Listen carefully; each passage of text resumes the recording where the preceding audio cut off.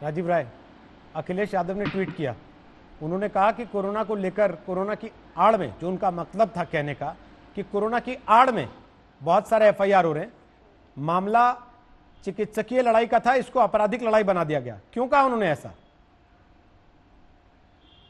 रोहित जी, जब देश में आपदा आई है तो जो ये सत्ताधारी पार्टी या कोई भी कर रहा है, मैं एक मशहूर शेर के साथ शुरू करूंगा। तुमसे पहले जो यहाँ शख्स तख्ते नसीब था, उसको भी अपने खुदा होने पर इतना ही यकीन था।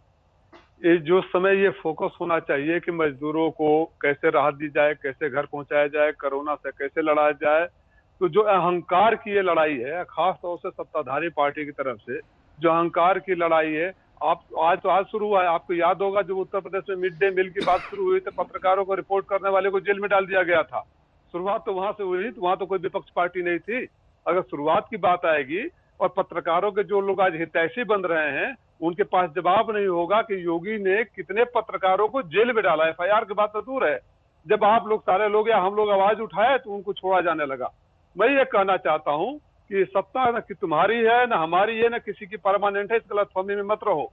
और देश की जनता, खास तौर से गरीब और मजदूर इस समय देख रहे हैं कि जब उनको त्राइमाम है, उनको सहायता की जरूरत है, जो उम्मीद से राजनीतिक पार्टियों, सत्ताधारी पार्टी के ऊपर नजर लगाए हैं, तब कभी ये बस के लिए झगड़ा कर रहे हैं, कभी मुकदमे के लिए झगड़ा कर रहे हैं, कभी एफआईआर के लिए झगड़ा कर रहे हैं। अरे इतना ध्यान, इतना पेपरबाजी कोऑर्डिनेशन के लिए कर दिए होते तो नहीं आपको एहसास होता कि हजारों लोगों को मरवाने के बाद आपकी ट्रेन चलाने की याद आई है या बस की याद आई है।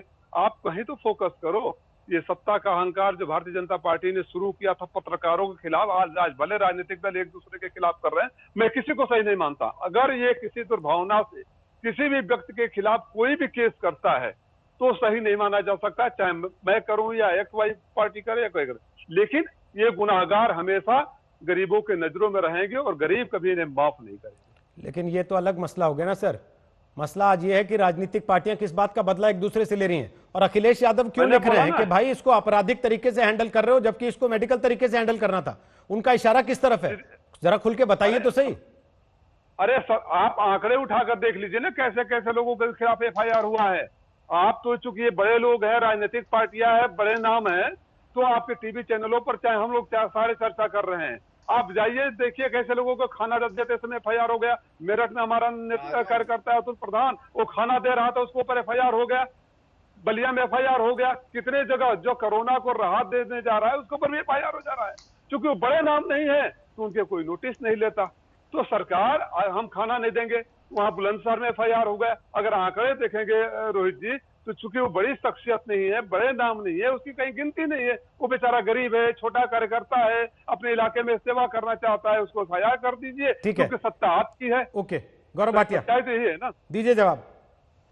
देखिए, सबसे पहले तो कांग्रेस पार्टी के प्रवक्ता का जवाब दे दूं। उन्होंने कहा कि हम झूठ नहीं बोलते हैं। तो रोहित जी, राहुल गांधी ने हलफनामा दिया था, सर्वोच्च न्यायालय में माफी मांगी थी राफेल पे झूठ बोलने के लिए। उन्होंने ये भी कहा कि हिसाब देना चाहिए पीएम केयर फंड का।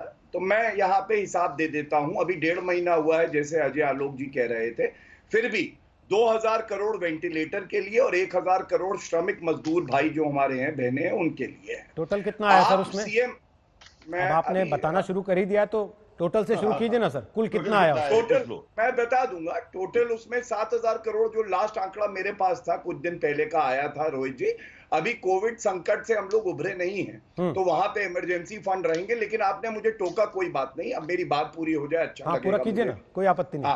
ये जो सीएम केयर फंड है ना, ये तो बहुत पहले से बना हुआ है। 5 प्रदेशों में इन लोगों की सरकार है।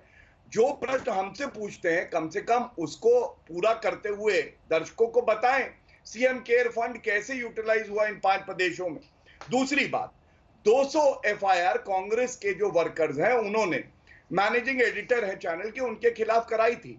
और दुरुपयोग इसको कहते हैं सत्ता का। उस पे आप इनसे जवाब लीजिए कि क्यों, अगर कोई मीडिया का पत्रकार इनके अनुरूप नहीं बोलता है तो इनको दर्द हो जाता है। और ये इंदिरा गांधी जी के समय की बीमारी है, ये अभी की नहीं है। पत्रकारों का बदला ले रहे हैं क्या सोनिया गांधी पे एफआईआर करके? मैंने पहले भी पूछा था, आपने बताया।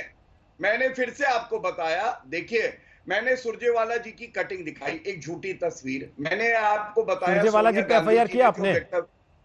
हो जाएगी, आप क्यों चिंता कर रहे हैं? नहीं सर, मैं पूछ रहा हूं अगर आपने कर ली हो, हमें बताया ना हो, कम से कम पता तो लगे, आज ही बता दें। नहीं, आपको तो या सबसे तैयारी पहले में है? पता चल जाता है। आप सबसे तेज चैनल हैं। मैं तो एक बिंदु उठा रहा हूं आपके चैनल पे, मुझे बीच में ना टोकिए, मैं अपनी सर बात अगर पूरी करूं। आप मुझे ये बता रहे हैं कि मैं अपनी 7,000 बात करोड़ पूरी कर पीएम केयर्स फंड में आए, उसमें से 3100 करोड़ का खर्च का हिसाब प्रधानमंत्री खुद ट्वीट करके दे चुके हैं कि 2000 करोड़ यहां, 100 करोड़ यहां, 1000 करोड़ यहां, अगर मैं सही हूं तो वही डेटा जो पीएम ने उस दिन दिया था, जिसको आज आप कोट कर रहे हैं। तो फिर अगर ये बात पब्लिक डोमेन में है तो इस पर ट्वीट करने के लिए एफआईआर करने की क्या आवश्यकता पड़ी आपको? मैं आपको बता रहा हूं, आप वो सेक्शन देखिए। अगर आप कोई झूठा प्रचार करेंगे जिससे कानून व्यवस्था बिगड़े, जिससे दंगा हो सके, या आप झूठ फैलाएं, फॉर्जरी करें, फ्रॉड करें, तो वो कानून अब अपराध है इंडियन पीनल कोड में और एफआईआर हो सकती है।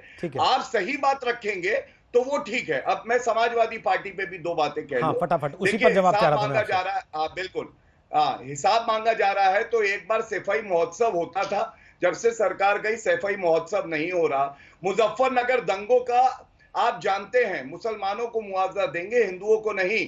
और उसके बाद सरकारें पत्रकार की बात करते हैं, जगेंद्र सिंह नामक पत्रकार था लखीमपुर में, जला दिया गया था उसको इनकी सरकार में।